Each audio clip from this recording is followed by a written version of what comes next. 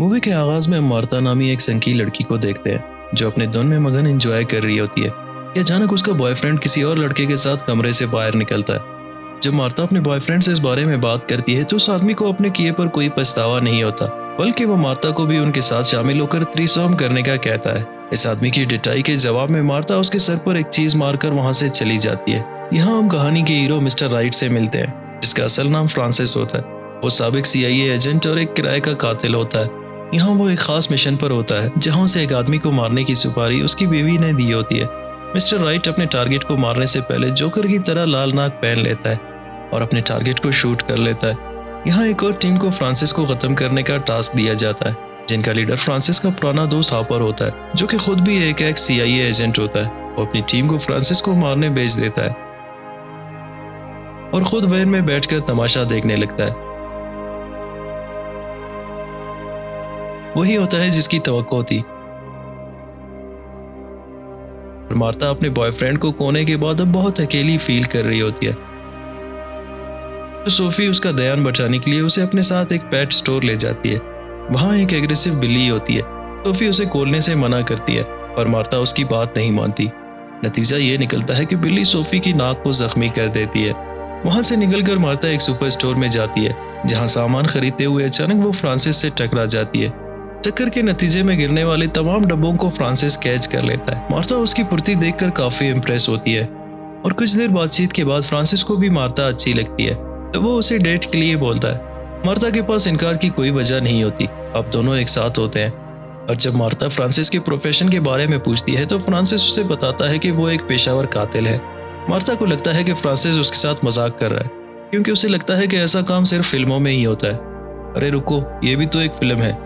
थोड़ी देर बाद जब वो दोनों एक पार्क में टहल रहे होते हैं, फ्रांसिस को अचानक एहसास होता है कि एक हिटमैन इसके करीब है। उसका अंदाजा दुरुस्त साबित होता है, क्योंकि वो एक स्नाइपर के निशाने पर होता है। पर मिस्टर फ्रांसिस रोमियो बनकर मार्ता के साथ ऐसे डांस मूव परफॉर्म करने लगता है कि स्नाइपर की गोलियां कब उनके पास गुजरी मार्ता को अंदाजा ही नहीं होता। फ्रांसिस मार्ता के साथ रात गुजारने के बाद सुबह उसके लिए एक नोट छोड़ जाता है, जहां वो शाम को एक बार फिर मिलने के लिए लिखता है। मार्ता नोट देखकर मुतमईन होती है और खुशी खुशी नाश्ता बनाने लग जाती है। और सोफी के दिल में फ्रांसिस की मार्ता के अचानक लाइफ में आने पर बहुत से सवाल होते हैं। शाम को जब फ्रांसिस मार्ता से मिलता है तो वहाँ एक और हिटमैन स्पेनोजा भी मौजूद होता है। फ्रांसिस अब स्पेनोजा के पीछे बाहर चला जाता है और क्लब के बाहर वो उसे बताता है कि आज उसका किसी को मारने का कोई मूड नहीं, पर स्पेनोजा शायद आया ही इसी नियत से है कि वो आज फ्रांसिस को मार कर ही वापस लौटेगा। तो वो अपने हाथों में खंजर लेकर फ्रांसिस पर हमला करता है, पर फ्रांसिस उसके सारे हमलों को नाकाम बनाकर उसके ही खंजर से उसका गला काट देता है। इस दौरान दो सौतेली भाई होहान और रिची फ्रांसिस को एक आदमी की सुपारी देने आ जाते हैं, जो कि खुद भी बहुत बड़े क्रिमिनल है, पर वो फ्रांसिस से एक कत्ल करवाना चाहते हैं। मुलाकात के दौरान फ्रांसिस नोट करता है कि दोनों भाइयों की आपस में नहीं बनती और छोटा भाई अपने बड़े भाई रिची को मारकर उसकी जगह लेना चाहता है। दूसरी तरफ मार्ता फ्रांसिस को बताती है कि वो कब से उसे डेट कर रही है, पर अभी तक वो उसका पूरा नाम तक नहीं जानती। तो फ्रांसिस उसे बताता है कि उसका एक ही नेम है और वो फ्रांसिस है, इसके अलावा कोई उसका सरनेम नहीं है। और अब मार्ता उसे अपनी पहली मुलाकात के बारे में बताती है, जहां फ्रांसिस की फुर्ती को देखकर वो इम्प्रेस हुई थी। तो फ्रांसिस उसे भी चीजों को तेजी से पकड़ने की ट्रेनिंग देने लगता है। एक दोपहर फ्रांसिस मार्ता को अपने साथ एक टारगेट को मारने के लिए ले जाता है। दरअसल मार्ता को लगता है कि फ्रांसिस कोई कातिल नहीं, तो फ्रांसिस उसे यकीन दिलाना चाहता है कि वो वाकई एक किलर है, जो लोगों से पैसे लेकर उनकी एनिमी को मारता है। मार्ता कार से ये सब कुछ देख रही होती है जब फ्रांसिस अपना जोकर जैसा नाक पहनकर एक आदमी को मार देता है। मार्ता को अब यकीन हो चुका है कि फ्रांसिस वाकई एक कातिल है, तो वो घबराकर फ्रांसिस को उसे उसके घर तक ले जाने के लिए बोलती है।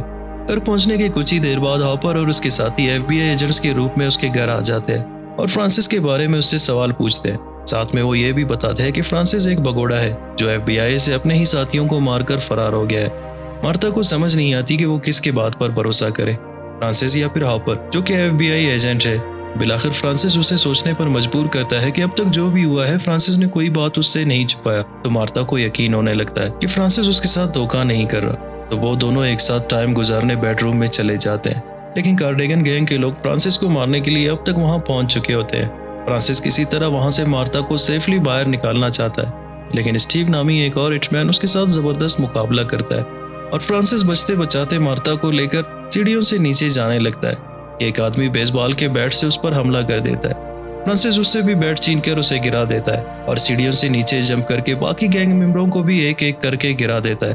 दरअसल वो इन सबको जान से नहीं मारता, क्योंकि उसने मार्ता से वादा किया होता है कि अब वो किसी की भी जान नहीं लेगा। लेकिन एक बार फिर उसका सामना स्टीव के साथ होने पर स्टीव इस पर गोली चला देता है, जिससे फ्रांसिस बहुत जख्मी हो जाता है। लेकिन अब भी वो पलटकर वार नहीं करना चाहता, क्योंकि उसे मार्ता से किया हुआ वादा अब भी याद होता है। स्टीव उसके इस रवैये से हैरान रह जाता है और वहां से चला जाता है।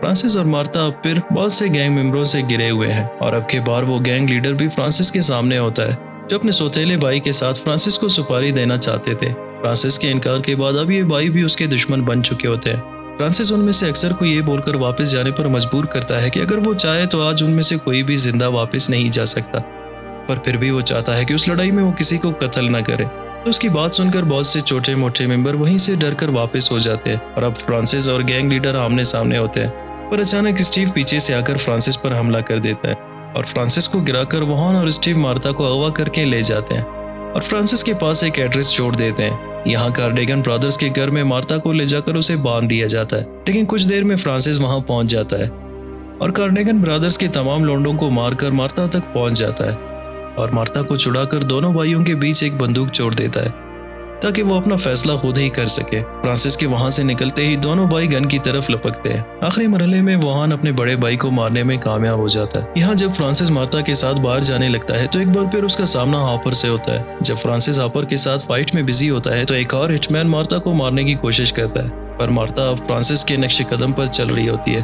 देखते ही देखते वो इस हिटमैन को वॉन समेत मार देती है, जबकि दूसरी तरफ फ्रांसिस हापर से बुरी तरह पिटकर अब हापर की गोली का निशाना बनने लगता है कि तभी स्टीव पीछे से आकर हापर को मार देता है, जिससे अंदाजा हो जाता है कि स्टीव अब फ्रांसिस के साइड पे आ चुका है और फ्रांसिस की जान बचाकर वो पिछला हिसाब क्लियर कर चुका।